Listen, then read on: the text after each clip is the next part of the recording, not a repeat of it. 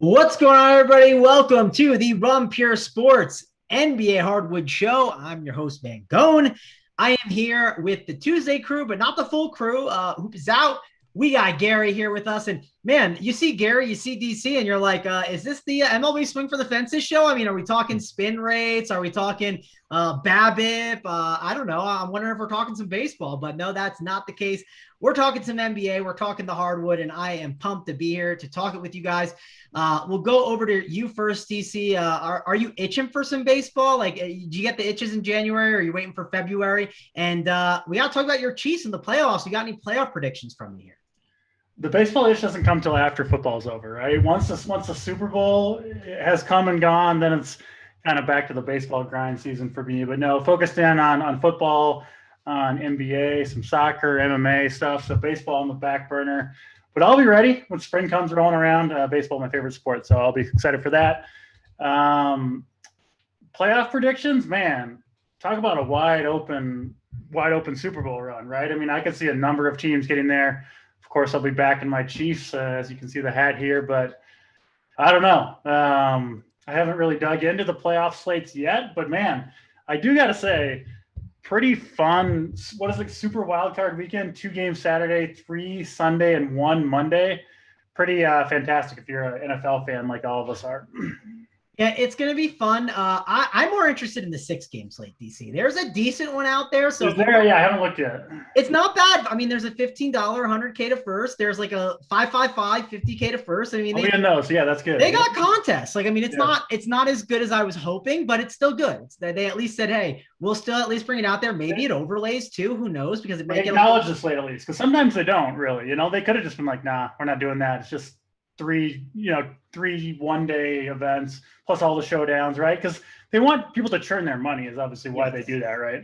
Yeah, they want the rake. And then on top of that, DC, they did it last year. So I was like kind of bullish they would do it this year. And then I only saw the $15. And then I sent a tweet out on Twitter, right? Oh, you only have a $15. Let's make some better ones. So I know DK doesn't listen, but maybe I had an impact, DC. Maybe this one time the tweet worked. Probably we'll never know. So yeah, we'll give you the credit because we might as well, right? Yeah, when you can take credit for things, you take the credit for it. So we're going to take the credit. I don't even think it had maybe had like 2 likes on it, but hey, I got it home. I moved the needle. Gary, let's go over to you because, hey, you're Atlanta Braves. They won the nice baseball season. You're all happy about that. As a Mets fan, we're coming for you this year. Don't you worry. But I want to get your playoff takes on the NFL. You don't got I don't know if you're a Falcons fan. I don't know which team you are for football. So who are you hoping wins the Super Bowl this year? Yeah, so I'm a little bit weird. I root for the Braves in baseball, and I'm a Washington football team fan for life. Oh yes, unfortunately, I knew that, Gary. I don't know why I blanked on that.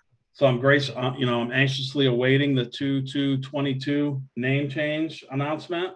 So I think it's going to either be the Commanders or the Admirals, something not the Redskins. So looking forward to that. But yeah, as far as the NFL goes, I think we're going to see some upsets this weekend, and some people might not like them. A lot. I think a lot of people are going to be riding high on these Bengals, and I think the Raiders are going to bring it on this weekend. So that's one upset I'm looking to bet towards this weekend. So we'll see. There you go. That's an upset there. I got an upset I can give out on the show. I just did the bet show with spread. So yeah, when we talk some NBA, I'll have to give that one out when we get there. Guys, hit that like, hit that subscribe on the video. Helps out a ton. We got some people watching, but yeah, we'll get more filing in. We'll figure out what the number is to give out those plays. Yeah, don't got too much else to say. One more thing, actually, since we're talking about the football stuff, we got to mention it. We got to mention Underdog because our guy Simon in the back, he's got a nice video over here on our YouTube channel that's free with Snyder. They're talking some best ball stuff. And over at Underdog, we got a nice little deposit bonus. So here it is. Use that code RUMPURE when you're over at Underdog. If you're a new sign up, you get up to $100 match deposit bonus on your first deposit. So be sure to get in on that. I mean, best ball is a fun kind of contest. There's different strategies you can do with it. You can just be like DC, head into the Underdog lobby and just be like, okay, Chiefs Kingdom, stack them up and play every single one of them. And there's some strategy to do that little bit of stacking. So check out what the guys did on the video and then go on over. If you're new, sign up, you get a $100 deposit bonus for 100% up to $100. Code is Run Pure. And DC, I don't know if you're in the best ball streets too much, but stacking up the Chiefs, right? Hill, Kelsey, go with Mahomes. Maybe even just fade Hill in your stack and get some other stud, and you go Kelsey, Mahomes, and a little Byron Pringle a little later on. Maybe that's a stack and away approach that you can go with it, DC. Yeah, I haven't gotten a chance to draft any yet, but hopefully will. And there's a ton of strategy to it, right? Because the points multiply as you get deeper into rounds. Obviously, trying to nail as many players from like from what I understand, obviously from the Super Bowl as you can. But there is also like the first round bye to factor in, where your players can't get any points at all. Obviously, the teams that have a bye, in theory, are obviously more likely to go to the Super Bowl. So a ton of strategy if you can, put some time in. I think, the key to those is the strategy component of it, more so than like the projections or anything like that we typically see with DFS. So fun format, and hopefully I'll be diving into underdog myself. I agree, and you need that team to make the Super Bowl. Gary, are you telling me you're going to have Derek Carr, Darren Waller, Hunter Renfrow stacks? Is that going to be part of it, or is it just one round, one and done for the Raiders? One and done for the Raiders for sure, but I do think everybody's hopping on the Cincy train. I don't know. I know they've looked really good recently. I just don't think they're ready. I mean, they're young. Derek Carr is. I mean, say what you want about him, but he always. I mean, it seems like this year he's found a way to will that team to the playoffs, even with all the off-field stuff going on. I don't know. I just think there's something there. But yeah, I won't be. I mean, it's going to definitely be a one and done scenario for sure. Yeah, Gary definitely just gave us a hand on the ground take with the he'll will them to win. When you say that, you're just putting your hand on the ground football guy take. No analytics behind that one. Not just making fun of it because it's always funny. The analytic community would not be happy with you right now. But I am curious to see what Joe Burrow's health is. But we've talked enough about NFL. Maybe it's because this is not the greatest NBA slate, little 6-gamer, but I actually like it. I'm in. I think it's decent. DC, do you have a overall breakdown on this slate? Do you like it? Tuesdays are not your favorite NBA slates, but I think it's not a bad one. It almost feels like a NBA slate of yesteryear, where there's like not all that much news. We kind of have a lot of it. We're waiting for a piece of news or two, but not like the chaos that we've seen over the last month plus now at this point, it seems like. I've spoken about it. I kind of like the more chaos, the better, frankly. And so this one, we know most of who's going to play, or at least we think we do, kind of coming around on the other side of all the Omicron cases. So it's a little bit more straightforward, it seems like, which isn't my favorite, but still 6 games. Excited for basketball, and especially excited that Hoop's not here, because I was going to have to take a public shaming from Hoop. I was on the Up to Lock show yesterday with JSU, BigT, and someone asked, about RJ Barrett, and the three of us, especially me, laughed it off, said we haven't mentioned him the whole time. Why would you play RJ Barrett on the show? And he responded in the live show chat, well, it was Hoop's Rich Parents Play of the Day on the early show. None of us saw the show. And of course, RJ Barrett just absolutely crushes. I had 3 Spurs in my lineup. They didn't get their blowout run. And so apologies to Hoop making fun of his play. And I was talking about taking his head-to-heads, all this stuff.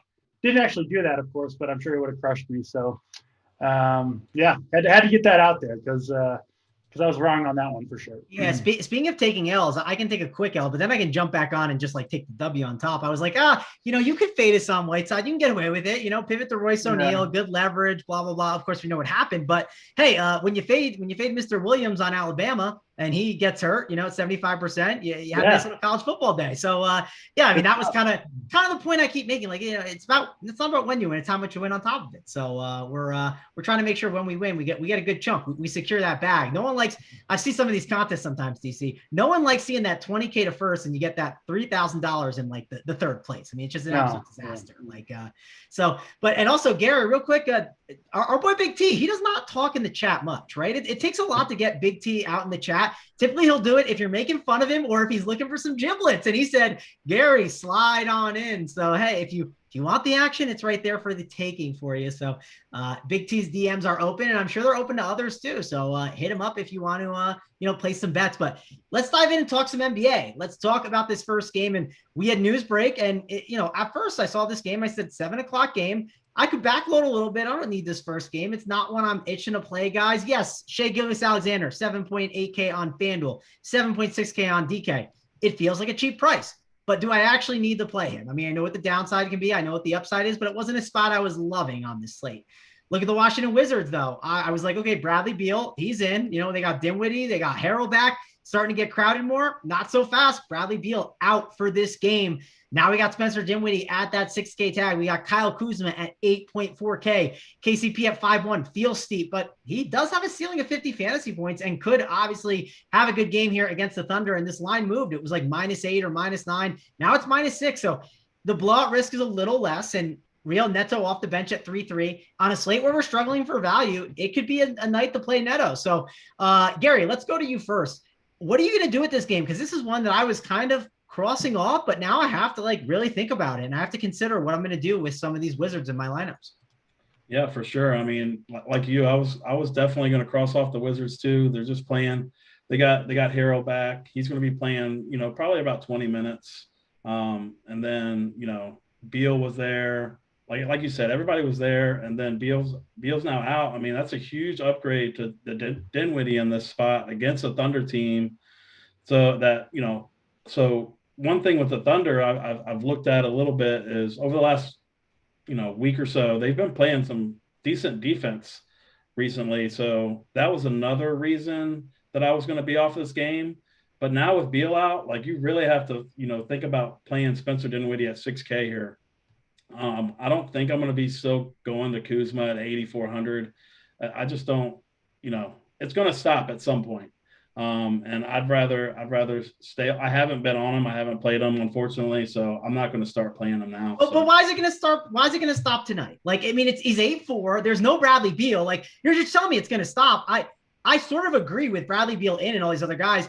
I do think the Harrell stuff messes him up a little with that second unit, but I don't know if it for sure stops. I'll say that. It is not the best slate for stars, too. I think if you fell on Kuzma, I wouldn't hate it, but I get it. It is an inflated tag, and I think there's other tags I would prefer to go to, but I wouldn't tell someone they're crazy for riding the Kyle Kuzma train if they've been riding it, if that makes sense.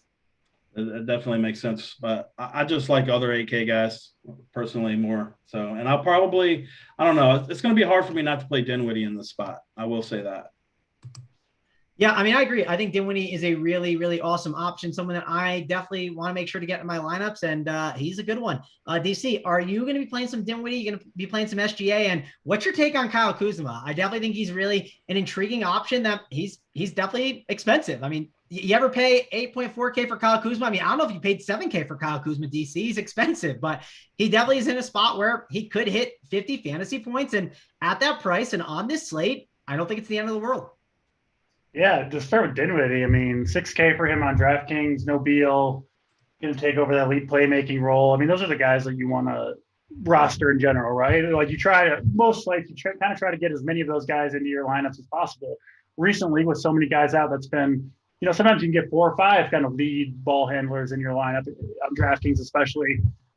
Dinwiddie, it's a discount for him. I mean, he, in this spot against OKC at home, no Beal, what is he? I mean, realistically, a 7,500 8K player, I would say at least.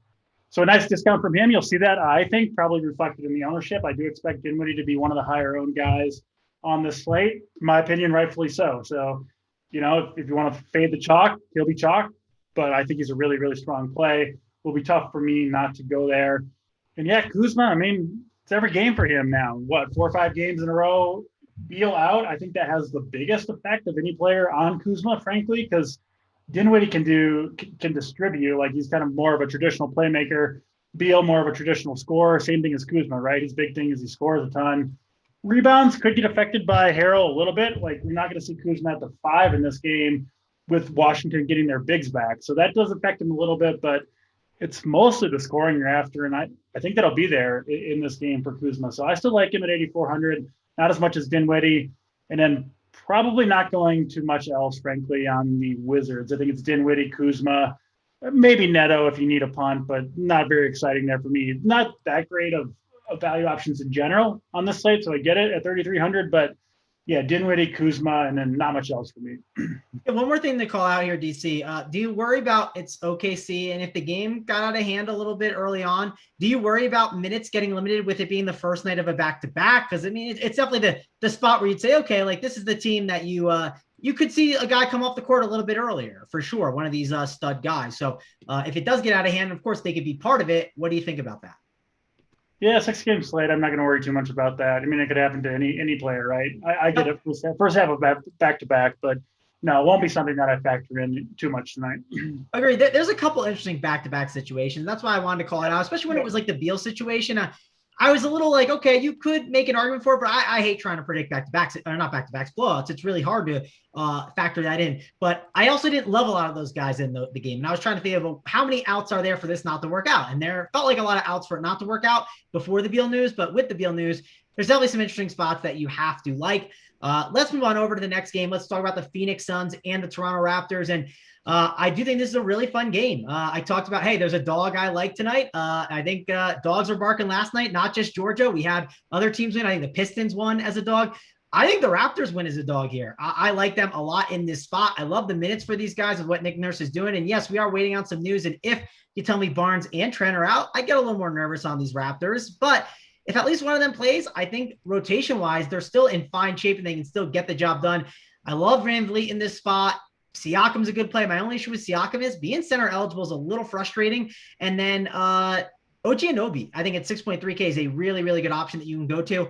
And then on the Suns side, I mean, DeAndre Ayton he's in play at 7-2, but again, I think center is it's a decent spot to play some centers tonight. I don't know if I want to go to Ayton. I think he can get the job done and be in the winner, but I don't think I need to go there today. And Chris Paul and Devin Booker are fine, but they're not guys I'd prioritize. If I fall on them, I'd be interested, but not guys I'm just going to jam into my lineups. And then Jay Crowder on a slate where the value hasn't been amazing. I think Jay Crowder at 3.9K at power forward is kind of interesting. So Gary, let's bring you into the conversation here. It's not the sexiest game when I tell you Raptors and Suns. On a really big slate, I don't think you'd be interested, but on this 6-gamer, I think it's kind of one of the interesting games to talk about here. Yeah, for sure. I mean, Toronto, they just love to play their guys regardless. So even if those guys, I mean, if one, I don't think both of them will be out. From everything I'm hearing, I think it's more questionable for Trent to sit out than Barnes, which I think helps them in this matchup here. So, I mean, I'm with you on VanVleet. Maybe not as much on VanVleet. I mean, I do worry a little bit about Bridges being on him, but they switch so often. So, I mean, he's just been doing everything for this team. I think I know what you're saying about the center position, but I think Siakam is my favorite play from this game. I mean, he's just been a beast as of late, and he's filling the stat sheet. He's getting the stocks. I like the price tag, and I think I think he's my favorite play over here. And on the Suns side, I mean, yeah, it's going to be hard to get away from Jay Crowder with Cam Johnson out.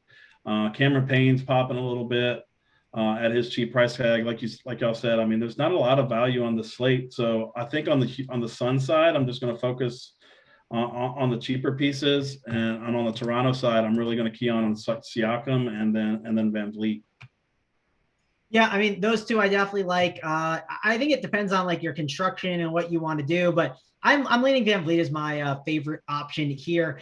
And OG, I mean, don't ignore him at that forward position at 6'3". I think he's a really good option. DC, let's go over to you. What are you doing with this game? I mean, it's a 223 total. I think people forget, like, yeah, sure, Phoenix, you think Chris Paul, and he's great defensively, but this is a 223.5 total, and the Suns, they're playing fast. And the Raptors on like a slate that it's not the greatest slate, why not play the team that's just going to pile minutes on their guys, right? I mean, it just feels so safe and secure. What are you doing here with these Raptors and the Suns, DC? Yeah, a lot will depend on the news, right? If Barnes and Trent are both out, I mean, if you look at the last game, Raptors played a close game against the Pelicans. They played 8 guys total, and like 4 of those guys are kind of big men. I mean, Boucher, Precious Achiuwa, Siakam, and Khem Birch were 4 of those 8 players. So, Siakam's going to get his minutes. So, you saw Boucher, Achiuwa, Khem Birch all play 20 to 28 minutes.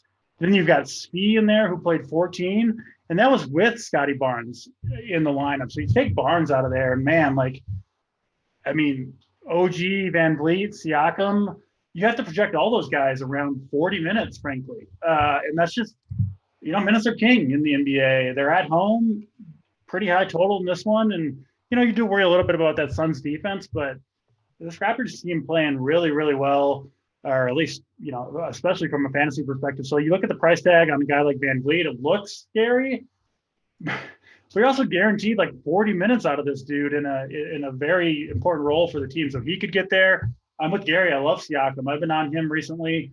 He looks spectacular. You remember like a couple years ago, he was kind of had the breakout year, but then I think he struggled in the bubble.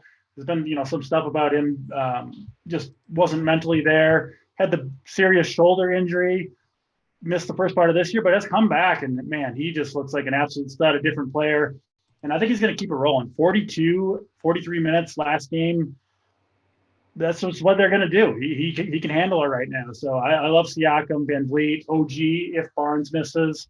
But yeah, give me kind of the studs from Toronto. I like playing Van Vliet and Siakam together, right? Because the only way they don't really get there is if the Raptors get blown out somehow. But they're tied together, right? Like if this game's close, if one's on the court, the other's going to be on the court too. So I like pairing those guys together a little bit. Yeah, and they're also going to stagger for like some of the time that like of those minutes, like they'll be able to get a ton of usage of themselves. Yeah, of the 4 minutes they don't play, the other one will be out there. Yes, for sure. DC, let me give you I love a good ridiculous narrative. So that we've never seen this one before.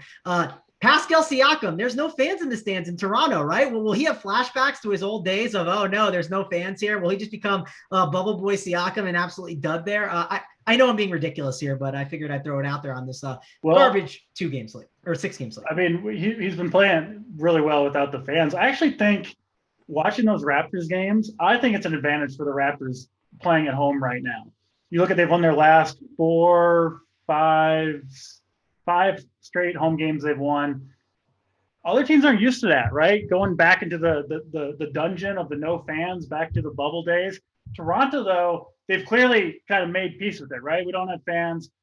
We're ready for it, though. We're used to playing in this environment. And you watch them play at home, they play with the same energy. I think it's hard for other teams to kind of match that, right? It feels like practice for the other teams, whereas the Raptors, they're used to it. They're ready to go. They're defending the home court even without the fans. So actually, you kind of open the game saying you like the Raptors to win. Kind of like that, given how well they're playing at home. And I do think it's an advantage for them right now. Yeah, I got the Raptors. They were like plus 144. You probably wait on it too if you want to see like what the news is and then hit it. So a lot of routes you could take with it, but I like the Raptors money line. That's the free bet I gave out. That was my best bet on the show. So on that Raptors side, and we were a little divided on the show. Spread was on the Raptors side with me. He liked them, but Tyler was on the Suns side. And Tyler and I are typically Suns guys, so it was interesting to see me on the other side there. But I like these Raptors. I think they're good for DFS for sure. Definitely want to get some exposure to them. Guys, hit that like, hit that subscribe to the video. Helps us out a ton. Definitely have a ton of content coming for you here. Listen, it's the NFL season. We got best ball NFL playoff content coming. And on top of that, we got some really, really awesome stuff for the slates this weekend. I mean, we don't just have like 1 day of football, 2 days. We got 3 days of football, and we got an island game on Monday night. We get the Manning broadcast as well. So it should be a fun time. I am definitely very excited for the playoff stuff, and we'll have tons of content on here. So subscribe to the channel. That way you get notified when we go live and find out about our NFL content. And again, if you are going to play this NFL best ball stuff, the code is Run Pure over at Underdog, $100 match deposit bonus for new users. So be sure to get in on that. Let's move on and let's talk about the next game. And let's talk about the Timberwolves and the Pelicans, where this is a game that I think is in play to get some DFS exposure. It's a 226.5 total.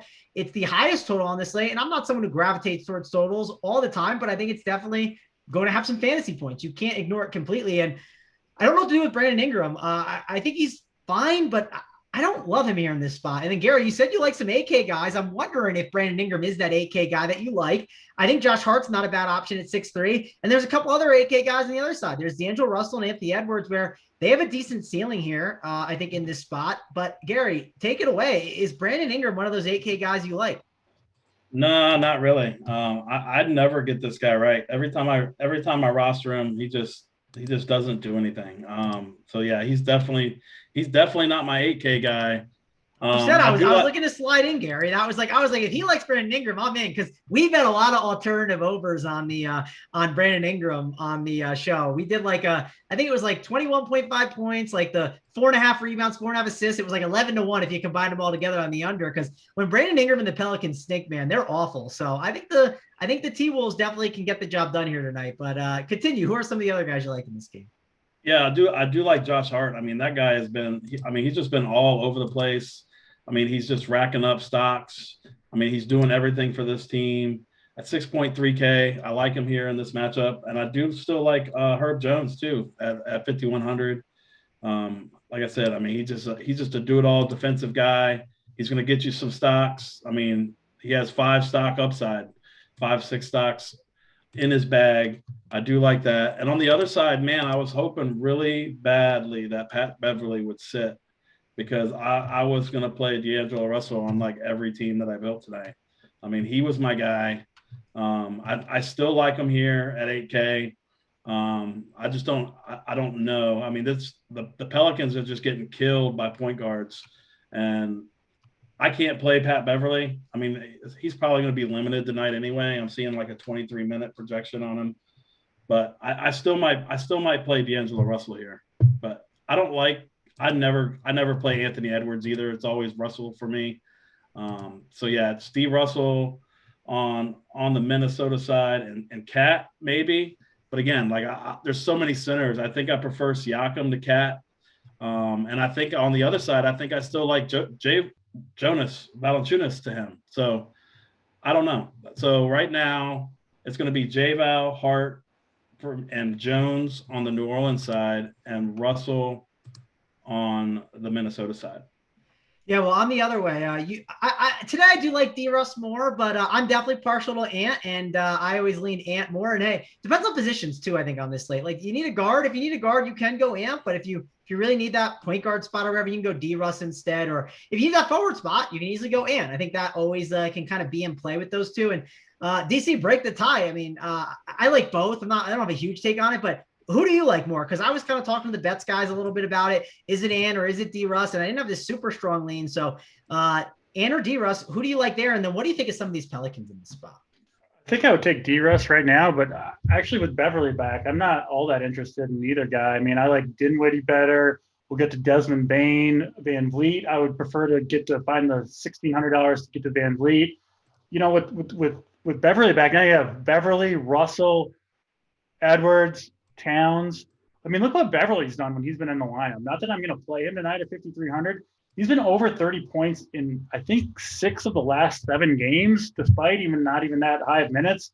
Like, he does do a lot of the – I mean, it's weird. You wouldn't think so with Towns, Edwards, and Russell out there, but he does do a lot of the playmaking, a lot of the ball handling. He does take away from those guys. And so the matchup is good. I really like the Wolves to win this game, getting all their guys back, and they won 3 straight at home. Or no, they're on the road, but nevertheless, I think the Wolves can pull off this game. Beverly back is a big addition to them. You kind of stick him on whoever you need to slow down. I mean, I could see him perhaps guarding Brandon Ingram for portions of this game, and I bet he'd do a pretty good job if they give him that assignment. So I like Minnesota to win, but from a fantasy perspective, I don't really see going to a lot of these guys. I mean, Towns has been amazing, but again, just the usage, man, it's just spread out so much right now for the Wolves. So probably a fade for me. The New Orleans side, Ingram, I mean, he missed a few games. I don't know if I think it was an ankle actually, not COVID, but he's had quite a run over these last month or so. You know, it was a little bit of a slow game in Toronto, but before that, 56 fantasy points against Golden State.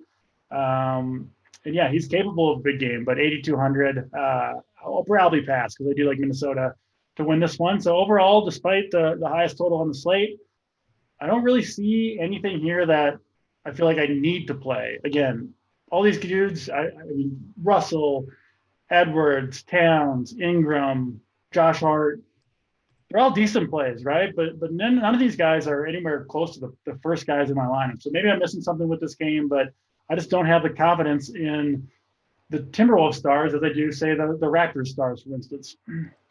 Yeah, I mean, if this was a better 6-game slate, I think this game would be like, you really wouldn't go to it. You'd be like, it's a high total, but I really don't want to play too many guys.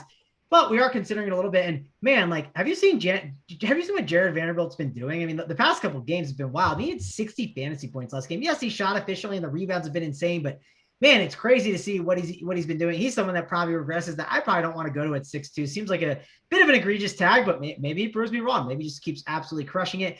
I don't like too much else more to talk about in this game.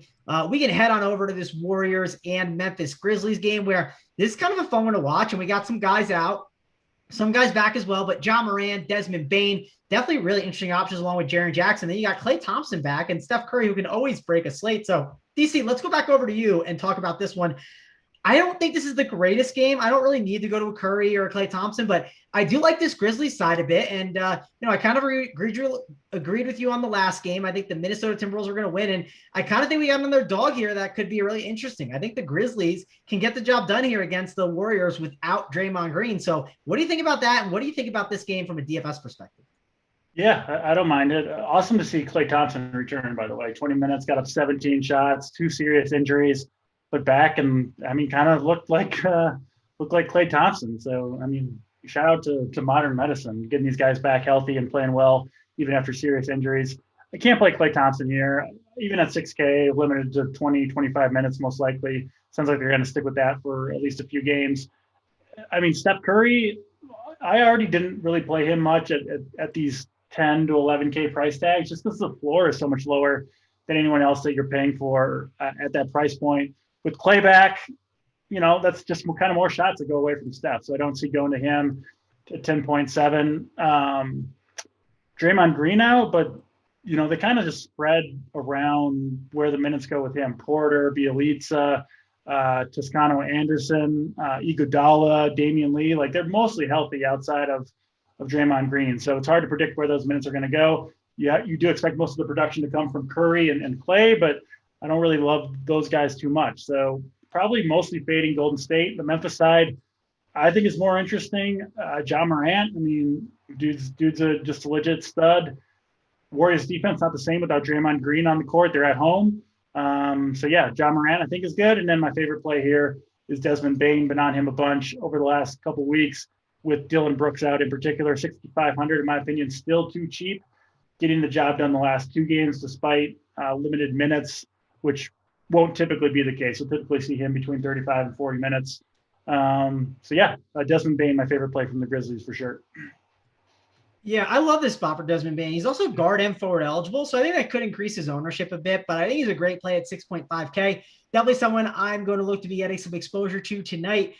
Gary, we'll go on over to you. What are you doing with this Memphis side? Because I think there are some plays that can have some really big upside gains in this spot against the Warriors, because no Draymond Green, that's going to hurt them a little bit defensively. People obviously understand the Warriors are a great defensive team, but when you take someone like Draymond Green out, I think it's going to help some of these Memphis guys. And then maybe this game shoots out a bit. If it does shoot out a bit, do you think a contrarian stud like Steph Curry is worth going to? Even though he can kind of have a wide range of outcomes, he obviously can blow up a slate at any time and nuke it. And in the first quarter, you're like, okay, I'm dead if I don't got Steph Curry, because that's just how he rolls. He drops like 30 in the first quarter and just absolutely goes nuts.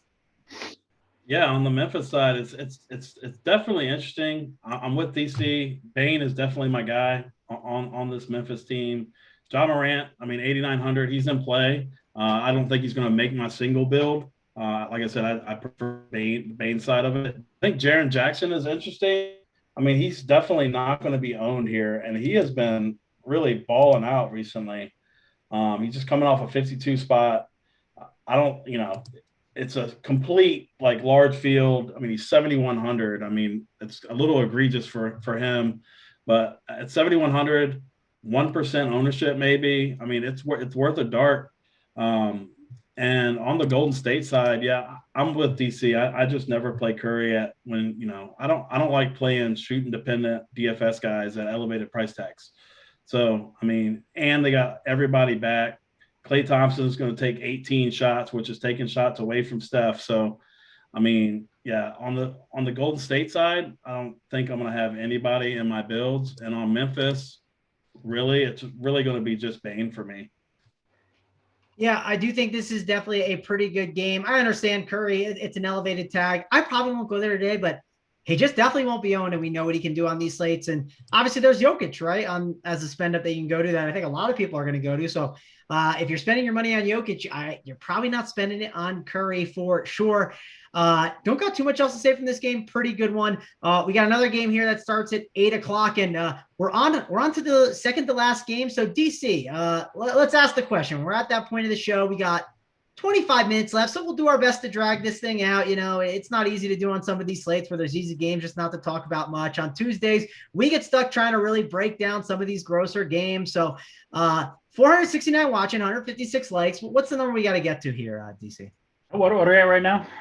470 watching, exact number. I think we got to get 250 likes. All right, 250 likes it is. We're at 156. The people can push this thing home. One question, DC, before we get to this next game that I want to get from Colin in the chat. Actually, two questions. I forgot about that one too that I wanted to talk about. John Conchar, a slate that's not amazing, but at 3.5K, could you take a shot on him for cheap? And also, again, this slate's not great for value. Sometimes just punting all the way to the bottom is the move. And is punting all the way to the bottom with a Juan Toscano-Anderson with Draymond Green out something that you're going to do on this slate? You could. I'm not going to play Conchar. I don't think I've played him. I can't remember the last time I played Conchar. I'm sure I've played him at some point, but not a guy that I typically go to.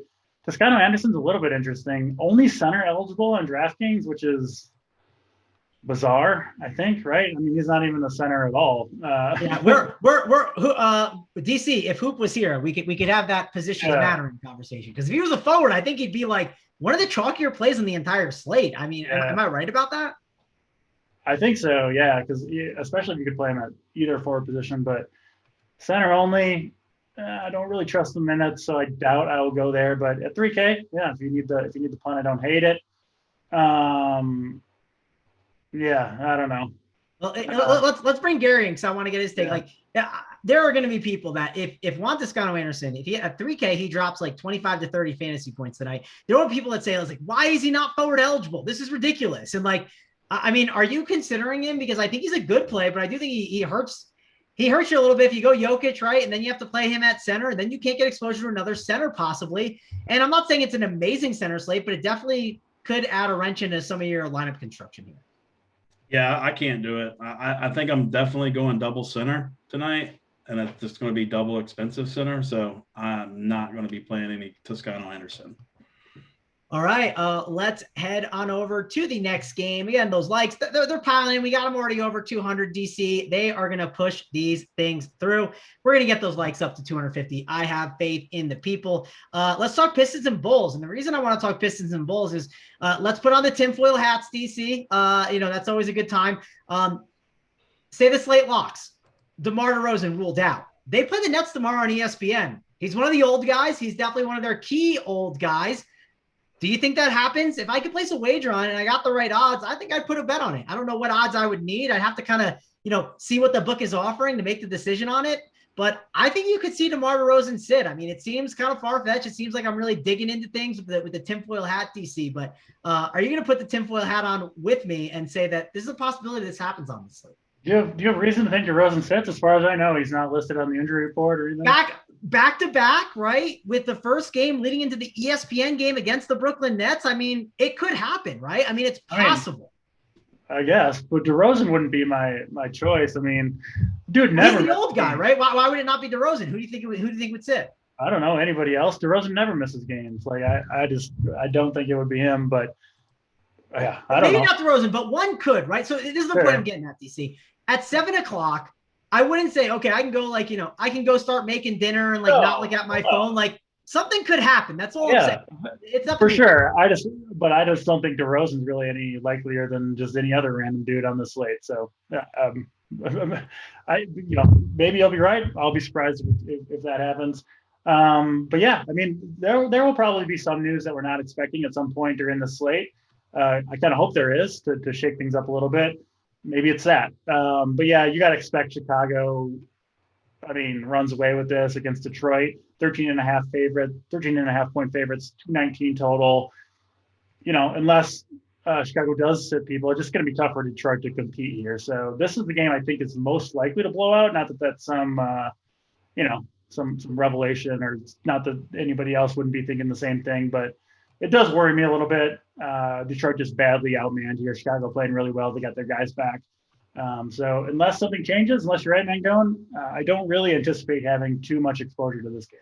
Yeah, Otto's on the over. He said Beal wasn't on the injury report. NBA crazy stuff happens. Of course it could. Yes. So let's see. I'm just saying watch for it. And of course, if it doesn't, I'm sure I'll look like a donkey. But hopefully it's news that helps us. I will say there are people, once news hits, right? They are just clamoring for some kind of value. I mean, we got people in the chat, and listen, I am going to consider him too, but we see Kispert is starting, and I think sure, you could play a Corey Kispert, but do you really, really, really want to play maybe a 50% Corey Kispert? I don't know what his ownership's going to get to, but he's starting, and I think people are just looking for value plays. So it is going to be interesting to see how people react to that news. I see people in the chat already talking about it. I'm sure the Discord is already breaking it all down, and maybe Chartman K. Falik is in the chat breaking it all down for the people. But Gary, we got the Pistons here, and on FanDuel, I should mention, FanDuel, the Pistons have some really good price tags. So I don't think you can ignore them over there, but you're also not jumping to play Pistons because, hey, it's the Detroit Pistons.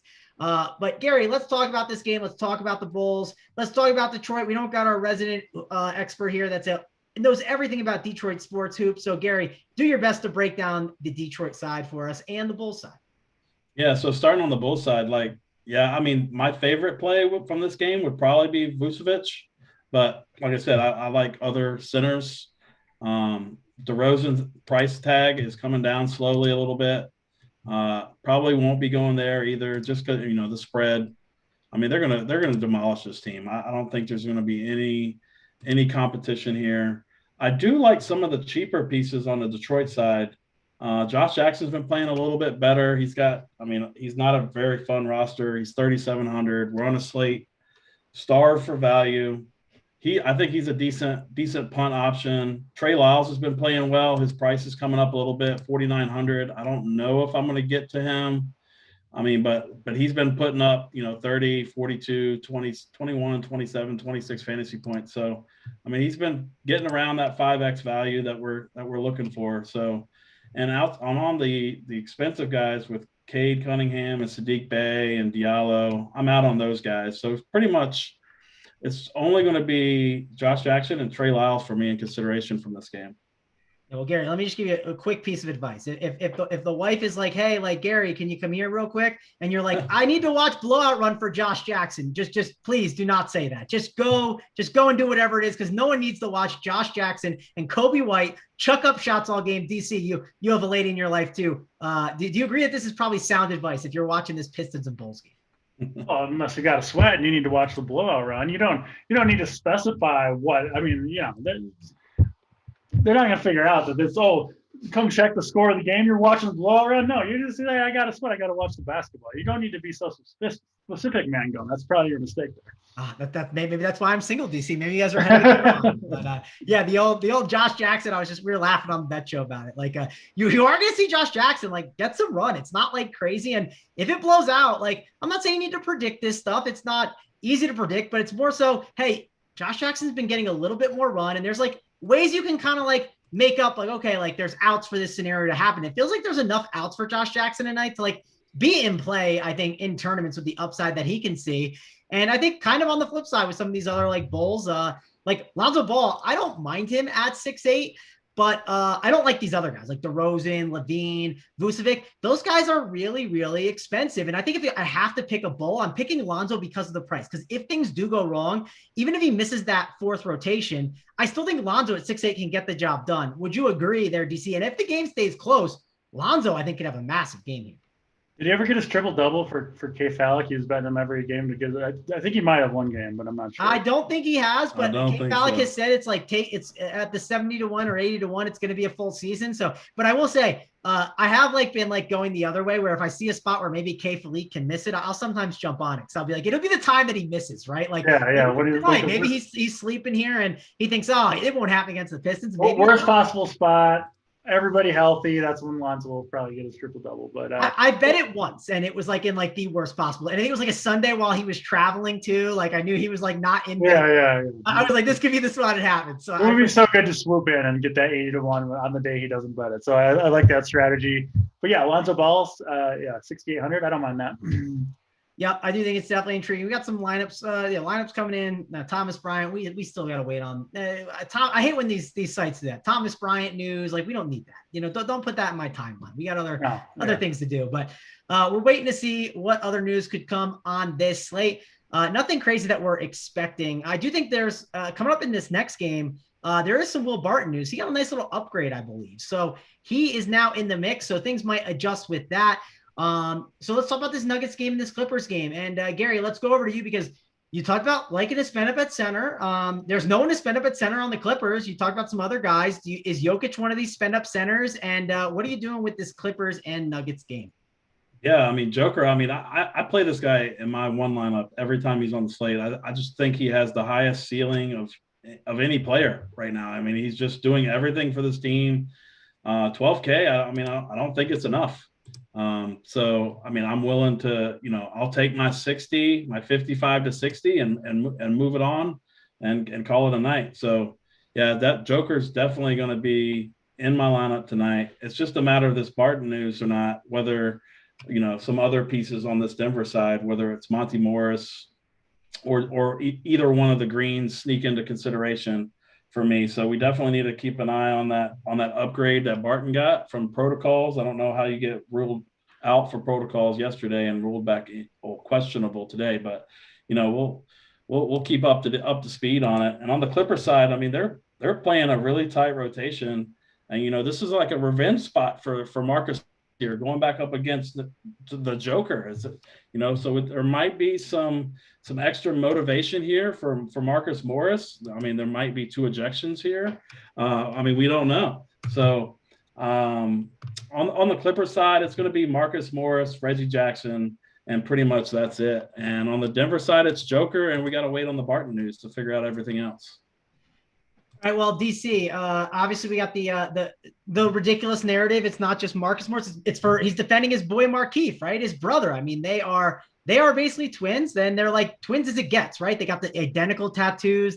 When they got out of college, they shared a bank account. I don't know if they still do, but these dudes are brothers, right? He is definitely going to stick up for his brother Markieff Morris here. You could see some fighting going on, and obviously Joker's probably going to get up a little bit for this game, but 12K is a lot. I mean, it's an expensive tag, and I understand what Gary's saying with if he gets 55 to 60 and get the job done, but Pascal Siakam is almost 3K cheaper. And if you play him at center, and let's say you get a little bit more value, or if another center gets the job done for you, well, maybe there's a route where Joker is not on the winning lineup. I mean, he's been great all year long, but he has it does feel like he's struggled a little bit as of late. It feels like he has underperformed more recently. If you told me 56.5 for 12K on this slate, or even 60 DC, would you definitely sign up for it in tournaments? That's the question I got for you. Can't go any higher. You're just taking your 60 points. Well, 60. I mean, I give you the projection. The projection is around 60. If I give you the projection in tournaments, is he on the winner? He certainly could, because it's not the greatest slate, but do you think he ends up being on the winner? I think 60 will be close. 55, I would fade him for sure. 65, I would take him, So 60 is kind of that point where maybe a 50% chance to be on the winner. He'll be popular, of course. I mean, the dude is just a monster. I'm with Gary. I play in most slates. I don't know for sure if I'll get there today just because I don't really like a ton of the value on the slate. But, I mean, if you can build a team you like around Jokic, just do it. He crushes, every time. And even his bad games, rarely kill you. It'll be interesting to see if anything goes down with the Morris brothers. I wouldn't be surprised, right? The Morris brothers are like normally I kind of laugh at a narrative like this, but the Morris brothers definitely enjoy picking fights that they can't win. So yeah, that'll be fun to watch. Hopefully something goes down there. In terms of the other Denver guys, I mean, kind of depends on Will Barton, right? Who seems like he might play, getting the upgrade, the midday COVID upgrade from out to questionable. I would assume that means he's kind of cleared the protocols. So if he hasn't missed much time, I kind of would assume he'll be back in there. So we'll see with Will Barton. If he's in there, probably takes me off of pretty much all the other Denver guys outside of Jokic. But if he's out, I do think guys like Campazzo and Monty Morris become much more interesting plays. So certainly news that we're going to have to pay attention to down the stretch there.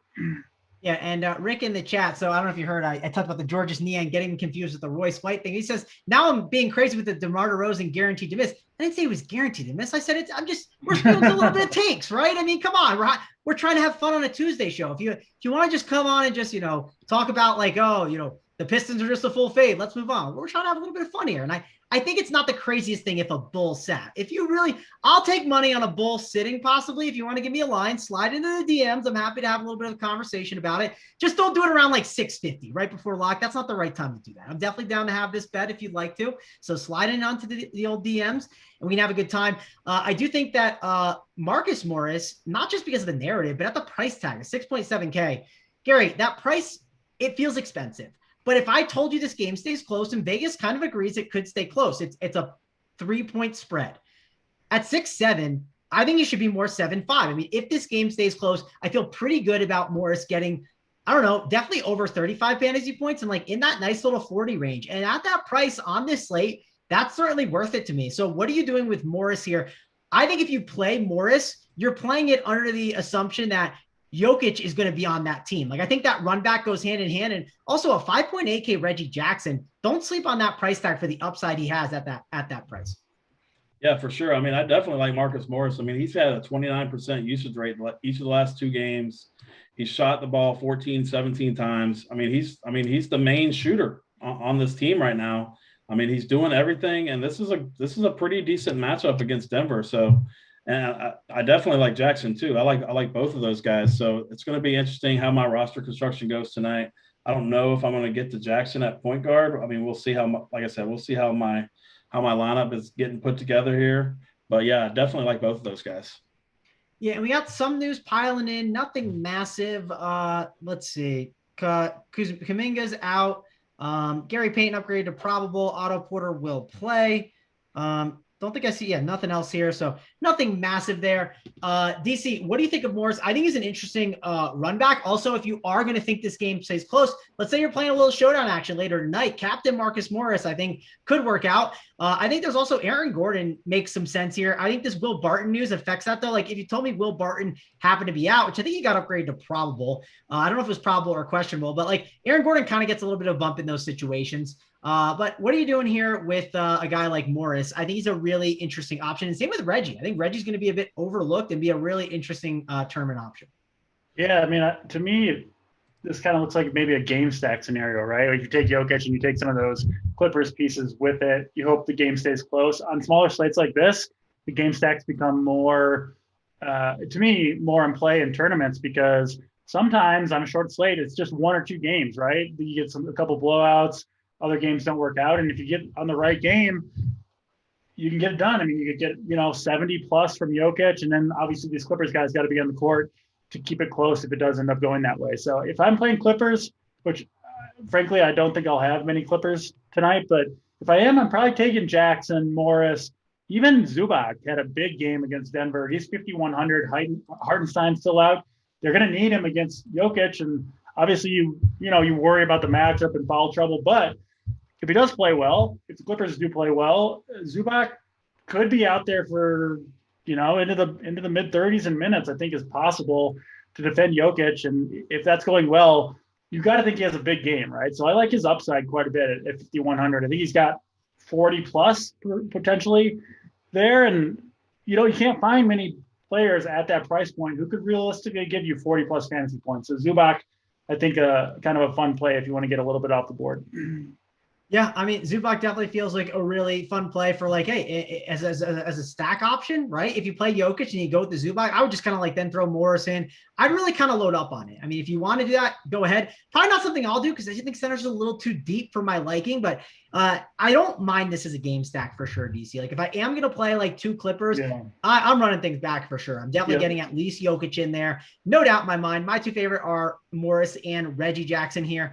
I don't got too much else to say on this game. Gary, any final thoughts here, or do we move on to those plays of the day? Because the people are pushing them home. 256 likes, 517 watching. So again, hit that like for us, helps us out. Subscribe to the channel. Check out all the NFL content we got. But Gary, any final thoughts there or final slate overview before we go on to the plays of the day? Man, I was just thinking, we were mentioning all these centers. I mean, I'm telling you, I think Joker is his ownership is going to be not what it should be tonight. And I don't know. I think it's a mistake not playing him tonight. Not playing who? Jokic? Jokic, yeah. Gary, people thought I was spewing hot takes. Your hot take was fire. Right? Hey, I'm just saying. I mean, there's a lot of good center plays on this slate. I mean, people we'll see. are. So what do you think the ownership's going to be? So here is actually a good question. What do you think the ownership is, and what do you want the ownership to be? Because I think we talk a lot about, oh, this guy's high owned or he's not high enough owned. Where do you want it at? Because I had this conversation in the Discord on Saturday. I was like, man, I think Whiteside's going to be 80% at 3.5. I didn't mind him. He was, but I wanted to kind of get off him for other centers. And I said, I think he's going to be, I think he could be around 80, but I think it actually gets to 60, 70. And it went the other way. He was 95. So where do you think it's going to be? And where would you like it at to be like, man, I'm like way ahead of the field on people. And I love having him at this ownership. I mean, I might be completely wrong here, but I think he's going to be somewhere around 30%. And I think he should be a lot more than that. Okay, 30. Yeah, I mean, listen, you tell me Jokic at 30%. I'm definitely interested in that, especially on this slate. So we'll have to see where it shakes out. We'll have to see where people are spending their salary. And I think it always depends on like where the value opens up on the slate. Things can always change. Like yesterday, for instance, I thought Whiteside, he wasn't as great of a player. Then once you had that 2-star stud build, I thought Nurkic became a worse play. So news can change everything in the NBA. So that's why you got to get in the Discord chat. That's why you got to check out JSU on the Up the Lock show, breaking it all down. He was there with DC breaking it down yesterday. They're always doing that. DC, how about you sell the people? I'm not on the Up the Lock show enough. So sell the people why they should come on and give us a little breakdown of what happens there on that show. Yeah, we're kind of taking all the news, usually a 3-man booth, BigT, JSU, myself, rotating cast of characters, of course. But it's, it's by far the most important hour of the NBA slate, of the NBA DFS slate, where you get all the breaking news, you break it all down. Obviously, we do some of the, traditional stuff that we do on this show, talking about our favorite plays, game by game. But more so, it's kind of digesting the news as it comes in, taking any questions from Discord and chat, and just going over cores that are rolling in, right, for people, and just kind of going all the way up to lock. I think it gives people a really good opportunity to see, who the show hosts are on, but also just discussing any kind of potential outlier situations, anything like that. So obviously, if you're a member and watching this, you know about it. But if you're not, it's a great reason to join. We got it for pretty much every sport as well. And it's the most important hour of any DFS slate, the hour before lock. So check it out if you're a member. If not, sign up and check it out that way. Yep, for sure. Definitely check it out. It's awesome. And here's another thing. Let's say you don't have time to watch the Up the Lock show. And let's say you're struggling at NBA DFS. Just listen to it later on, right? And maybe you catch a nugget that can help you out later on. Like maybe there's something like JSU was great at breaking that all down and figuring out maybe that's something that you can learn from. I mean, I think sometimes in DFS, we got some members that are like, hey, some are absolutely crushing it and some are in a downswing. Like sometimes I'm in a downswing. It's like you can learn so much and you can take time to do things. You can hop into SaberSim. Let's say you kind of feel like you didn't play a slate well. Jump into SaberSim that night. Look at the projections and rerun stuff based on maybe you had a take that you didn't follow and see what it would have done. And maybe that helps you be a little more confident next time. I think there's a lot that you can do. And, DC, I talked a lot about it because I wanted to hit that last hour mark. You know why? Ben's in the chat. He's saying, I just talk the talk. I asked too many questions. DC, do you want the ball more on the next show that we do the next Tuesday show? Should I pass you the ball a little bit more?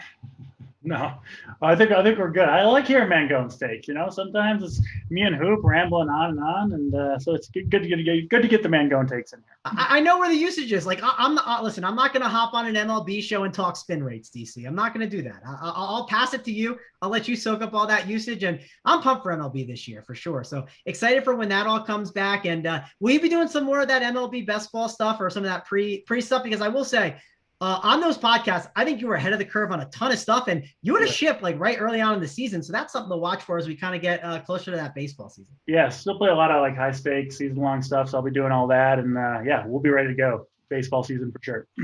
All right. And we haven't done the plays of the day. We got distracted. So, that's on me. But let's do the plays of the day and then we'll get on out of here. Gary, let's go over to you first. I assume you're going to a center on this slate. Maybe I'm wrong. Maybe it's some other guy, but who is your guy? Who is your play of the day? Siakam's just going to smash tonight. I'm going to be playing both him and Joker together in my lineup. I'm going to make it work, but Siakam is my official play of the day. All right. Well, Alex says that my takes get him fired up. I hope you don't get fired up, Gary, because I'm going opposite of you, kind of. I'm going Fred VanVleet. He's going to be elite tonight. You can play both, like DC said, though. So I think you could get away with it. Maybe you got to game stack a little bit more, mess around with that, see what it looks like. But Fred VanVleet is my guy tonight. I'm going to make sure to get at least one of him or Siakam on one of my teams, at least for sure. I mean, I love these guys in this spot, but VanVleet is my lean. If positions matter, I could see going to the Siakam, but me and Gary are not as aligned here. I like the guard spot more for a spend up. Gary likes going to a Siakam instead. DC, let's go on over to you. Who do you got? Who is your play of the day? Yeah, I'll actually stick in that same game because the more I look at this, the more I'm liking this Phoenix-Toronto game stack. I think he's got a good chance to get there. Cameron Johnson missing for Phoenix is, I think, news that maybe people won't realize so much because these guys like Bridges, Crowder, and my play of the day, Cameron Payne, 4,400. He's going to get more minutes. He's been productive, fantasy point per minute guy. And I think with Johnson out there, you're going to see him out there probably for close to 30 minutes. Should have very, very low ownership. And yeah, I kind of like a lot of the players in this Phoenix-Toronto game, specifically if Barnes and or Gary Trent miss out. I think this game stack could definitely get there if it stays close throughout. Yeah, and one last thing to talk about here, and maybe the ownership goes up on the plays. I mean, I don't know what to tell you. I mean, we just can't recreate them real quick. The slate's changed a little bit. Trent Jr. out, Barnes out. Final thoughts here on that. DC. Yeah, that's what we need. That's what we need for the game stack. Here we go. But ownership goes up though, so I don't know. I'm curious to see people still don't go for the full on game stack, which I will be doing myself. All right, Gary, what's your thoughts on that? Svi might get a little bit of a bump as a value. I mean, again, like Corey Kispert and Svi, they're going to be guys that people are gravitating towards. Which, man, that's what this 6-game slate is. What's your thoughts on this news? I mean, yeah, I mean, it furthers my interest in, I mean, obviously in these Toronto pieces, but it's going to be hard for me to get off the Joker. So we'll see how all the projections shake out. But yeah, it's definitely a tasty spot for sure. We'll see. Maybe it lowers Joker's ownership. Who knows? We'll see how it all shakes out. JSU will break it all down, be giving you all of the updates. I believe Big T's there. Don't hold me to it. I think he's there and then should be holding there as well. Breaking it all down, talking the NBA slate. But that's going to wrap it up for us. Thanks a lot for watching. Slam that like button when you leave if you can. We definitely appreciate it. Those are the plays of the day. That's the slate. We'll see you later. For me, Mangone, Gary, and DC. See ya.